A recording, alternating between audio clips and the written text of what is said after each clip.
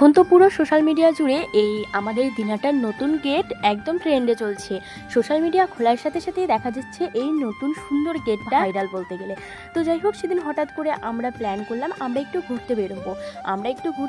বলতে আমার দিদির ছেলে মানে ননদের ছেলে এসেছে আমাদের বাড়িতে। আমি ওকে বললাম গুড্ডু ঘুরতে যাবো, বললো হ্যাঁ মামি যাবো। এই তো আমাদের শুরু হয়ে গেল। একটা বাহানা পাওয়ার সাথে তার মামাও সেদিন ছিল বাড়িতে, তার মামার ছুটি। তো মনে মনে ভাবলাম এমনিতেই নর্মাল তো আমরা অনেক ঘুরতে গিয়েছি, এইভাবে একটা গেম খেলে কোনোদিন ঘুরতে যাইনি। প্ল্যানটা আমরা মামি আগনা মিলেই করেছিলাম। তো একটা কাগজের মধ্যে লিখেছিলাম ঘুরতে নিয়ে যাবে, আর একটা কাগজের মধ্যে লিখেছিলাম না বাড়িতেই মুভি দেখবে। তো যাই হোক, আমার বর ধরেছিল ঘুরতে নিয়ে যাবে। তো যেমনি ঘুরতে নিয়ে যাবেটা উঠিয়েছে, আমার ভাগনার তো আর খুশি কিছুতেই যেন ধরছে না। তারপর ঘুরতে যাব, আমাকে আমার বর বললো রেডি হও। এবার আমি কনফিউজে পড়ে গেছি কি পরবো, শাড়ি পরে বের হবো নাকি চুড়িদার কুর্তি পরে বের হবো। তো আমি জানি আমার বর বরাবরই আমাকে বলবে কুর্তি পরে বের হও, শাড়ি পরার ঝামেলা করতে হবে না। ও বলবে জানি কুর্তি পরেই বের হও। তবু আমি লিখেছি একটা গেম, ওই যে ভিডিও বানানোর চক্কর। তো ওখানে আমি দুটো লিখেছিলাম। তো আমার বর কিন্তু কুর্তি পরে যাও সেটাই ধরেছিল। তো যাই হোক, এখানে একটা কুর্তি পরবো, সেই জন্য দেখো কতগুলো কুর্তি বের করেছি, মানে ভেবে পাচ্ছিলাম না কোনটা কুর্তি পরবো। তো আমার বর আমাকে এটা বেছে দিল, না বেছে দিয়েছিল আলাদা একটা, কিন্তু ওটা আমার মন মর্জি মতো হচ্ছে না। তারপর আবার ওই ইয়েলো কালারটা বেছে দিয়েছে। তারপর আমার বরকে বললাম আচ্ছা আমরা টোটোতে যাবো না গাড়িতে যাবো, ওটাও আবার লিখে নিয়েছি। আমার বরমশাই যদি গাড়িতে না ধরে টোটোতে ধরতো তাহলে আমরা টোটোতেই যেতাম। তারপর দেখি ও গাড়িটা আবার বের করলো আর কি। আর এইদিকে দেখো, তোমরা অনেকেই আমাকে জিজ্ঞাসা করো আমার শ্বশুরবাড়ি কোথায়। আমার শ্বশুরবাড়ি একদম দিনহাটা স্টেশন রোডে, স্টেশনের সামনেই আমার বাড়ি। আমার এই বাড়ির লোকেশন ভীষণ সহজ। তো যাই হোক, দেখো আমরা বেরিয়ে পড়েছি তিনজন মিলে ঘুরতে। ওই যে বললাম হঠাৎ করে যেহেতু আমাদের ঘুরতে বেরোনোর প্ল্যান, দেখো আমার মাথায় কিন্তু তেল চুপচুপা করে দেওয়া। আমার শাশুড়ি মা কালকে রাত্রে ধরেই তেল দিয়ে দিয়েছে। আমি এখন মাথাটা শ্যাম্পু করবো কীভাবে হঠাৎ করে। তো যাই হোক, কোনো ব্যাপার না। যাকে ভালোবেসেছি, যার জন্য এত সাজুগুজু করতাম, তাকেই তো বিয়ে করেছি। তো এই তেল দেওয়া মাথা নিয়েই বেরিয়ে পড়েছি। তার সাথে মানে বলতে চাইছি দেখার মতো আর কেউ নেই, এটাই আর কি। তো আমরা তিনজন যে ঘুরতে বেরিয়েছি, বাড়ির থেকে বেরিয়েছি ঠিকই, কিন্তু কে কোথায় যাব আমরা কিন্তু জানতাম না। মানে আমাদের ড্রাইভার জি যেখানে আমাদের নিয়ে যাবে সেখানেই আমরা যাব, চুপচাপ আমরা বসে রয়েছি। তো তখন দেখো আমাদের দিনাটার গেটটার কাজ চলছিল। তো আমার বরমশাই এই দিনাটার গেটটা দেখানোর জন্যই আমাদের নিয়ে এসেছে, যে দিনাটাতে নতুন গেট হচ্ছে, চলো দেখে আসি। তো এইদিকে দেখো, যখন আমরা দিনাটার থেকে কোচবিহারের দিকে বেরোচ্ছি তখন লেখা ধন্যবাদ, আবার দেখা হবে। আর আমরা যখন কোচবিহার থেকে দিনাটায় ঢুকছি তখন লেখা স্বাগতম আমাদের প্রিয় শহর দিনাটা। বেশ সুন্দর না, বেশ ইউনিক কিন্তু। আর এখানে কিন্তু শুধু গেটটাই নয়, একটা সেলফি জোনও করা হয়েছে। এটা অনেক শহরে দেখেছি আই লাভ দিয়ে সেই শহরের নাম, এবার আমাদের দিনাটাতেও এটা হয়ে গেল। তো এটা দেখে ভীষণ খুশি। আর দেখো দিনাটার ওই সেলফি জোনের পাশে যে তাজমহলটা বানাচ্ছিল, তখন সেটা কমপ্লিটই হয়নি, তখনই এসেছিলাম আমরা দেখতে।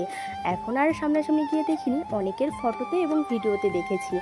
তো আই লাভ দিনাটা, এটাই আমাদের দিনাটাতে হয়তো কমতি ছিল, ওটা হয়ে গেছে, ব্যাস। এখন আর কি, এখন সবাই দেখতে পারবে আমাদের দিনাটা শহরও আছে। তো আমরা এই মন্দিরে এসেছি। আর আমি আমার বরকে বলছিলাম আচ্ছা বলো তো আমাদের ভালোবাসা প্রথম কোথা থেকে শুরু হয়েছে। তোমরা যারা আমাদের রেগুলার ব্লগগুলো ফলো করো তারা জানবে আমার বর আমাকে সব সময় মন্দিরে নিয়ে যেত।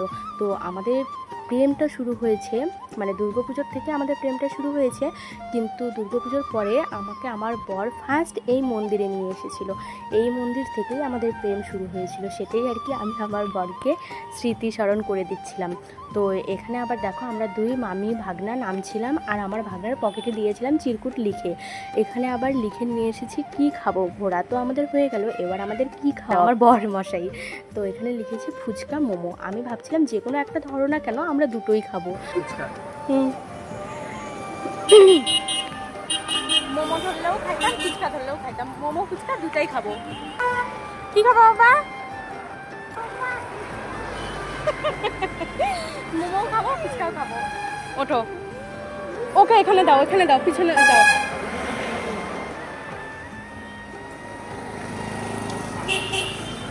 আর হ্যাঁ, আমি আর আমার ভাগনা মিলে যখন বাড়িতে লেখালেখি করছিলাম কি কি খাবো না খাবো, এই খাবারের নাম দুটো কিন্তু আমার ভাগনাই বলেছিল যে মামি ফুচকা লেখো আর মোমো লেখো। তো সেই হিসেবে ফুচকা মোমো দুটোই লিখেছি, মানে দুটোর মধ্যে আমরা দুটোই খাবো। তো যাই হোক, এইদিকে দেখো আমরা ঘুরতে যাওয়ার টাইমে দেখছিলাম পোস্টারে লেখা ছিল জ্যৈষ্ঠ মেলা শুরু হয়েছে। তো আমার বরকে বলছিলাম দেখো মেলা শুরু হয়েছে, অন্য কোথাও ঘুরতে না গিয়ে চলো মেলার থেকে ঘুরে আসি। তো বর বললো গেটটা দেখে আসি, ফেরার পথে মেলা বাড়িতে ঢুকবো। তো এইদিকে মেলা বাড়িতে ঢুকে দেখি উমা সে কি কাণ্ড, মেলা তো এখনও বসেইনি, মানে মেলা বসেছে দোকানপাট এখনও খোলেনি। তো সেটাই আর কি, ফাঁকা মাঠ দেখে আমরা চলে যাচ্ছি। এক্সাইটেড ছিলাম, ভাবছিলাম যে মেলা হয়তো বসেছে, কিন্তু না এখনও বসেনি, হয়তো বা আর 2 দিন পরে বের হলে আমরা মেলা দেখতে পেতাম। কিন্তু কোনো ব্যাপার না, এখন আমরা যাবো পার্কে, তারপর যাবো ফুচকা খেতে। রাস্তা দিয়ে গাড়ি চালিয়ে যাচ্ছিল আর মামা ভাগনাকে জিজ্ঞাসা করছিল বাবা কোথায় যাবে। ভাগনা কি সুন্দর উত্তর দিল, এবার আমরা পার্কে যাব। সেই কারণে মামা ভাগনাকে পার্কে নিয়ে এসেছে, নিয়ে এসে এখানে পাখি দেখাচ্ছে, খরগোশ দেখাচ্ছে। তো যাই হোক, বাচ্চাটার সাথে আমাদেরও ঘোরা হয়ে গেল, বাচ্চাটারও ঘোরা হয়ে গেল। আমি তো মনে করি বাচ্চাদের কখনোই 4 দেওয়ালের মাঝখানে আটকে রাখা ঠিক না। বাচ্চারা সবসময় যা যা করতে চায় তাদের পছন্দ মতো খেলা বা তাদের অ্যাক্টিভিটিসগুলো করতে দেওয়া উচিত। তাতে কি হয়, একটা বাচ্চার মানসিকতাও ভালো থাকে এবং বাচ্চাটাও ভালো থাকে। তো যাই হোক, বাবু এখানে এসেই, আমি কিন্তু আমার ভাগনাকে বাবু বলে রাখি, বাবু বলি, তারপর বাবা বলি। তো যাই হোক, বাবু এখানে এসেই এটা দেখে আমাকে বলছিল মামি আমি এটাতে উঠবো। তো দেখো মামি ভাগনা দুজন মিলে উঠে পড়েছি ওটার উপরে। তারপর মামাকে বলার সাহস পাইনি দোলনাতে উঠবে, মামিকে গিয়ে বলছে মামি আমি না দোলনায় উঠবো। বললাম ঠিক আছে চলো। ওই যে মামা দাঁড়িয়ে আছে আর মামি দোলনায় দোল খেলাচ্ছিল।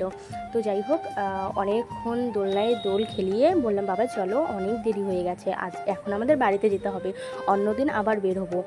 তো ভাগনাও অনেক মজা পেয়েছে, আমরাও অনেকটাই মজা পেয়েছি। এখন আবার সামনে একটু এগোতেই দেখি এখানে তো খাবারের স্টল রয়েছে। আগে কোনো দিন যখন প্রেম করতাম আমার বর নিয়ে আসেনি, মানে এই পার্কে ঠার্কে কোনো দিন নিয়ে আসেনি, বা এখানে বসে খাবার খাওয়া তো দূর কি বাত।